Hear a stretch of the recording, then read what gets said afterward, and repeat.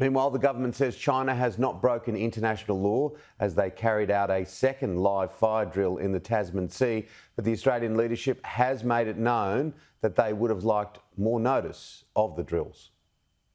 The Prime Minister on a pre-election campaign trail in must-win Tasmanian swing seats. Nice to meet you, Maya.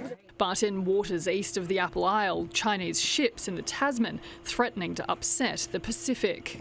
The Chinese Navy, for the second day in a row, advising of live firing activity. New Zealand's Defence Minister confirming their Navy observed live rounds being fired from the Chinese ship's gun. Foreign Minister Penny Wong raising concerns, meeting with her Chinese counterpart. Our meeting today also enables us to discuss again our expectations around safe and professional military conduct. I don't think we have a satisfactory answer from China as to the question of the notice. Last week, a Chinese jet released flares just metres in front of an Australian surveillance plane. The same week, the Defence Department made public that they were monitoring 3 Chinese warships sailing in the Coral Sea.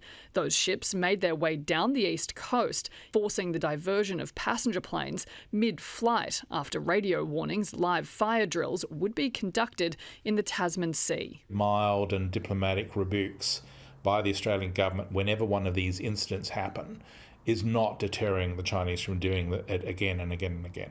I think what we've seen from the Prime Minister and his Defence Minister is a pattern of weakness over the last 2 years. They are in international waters.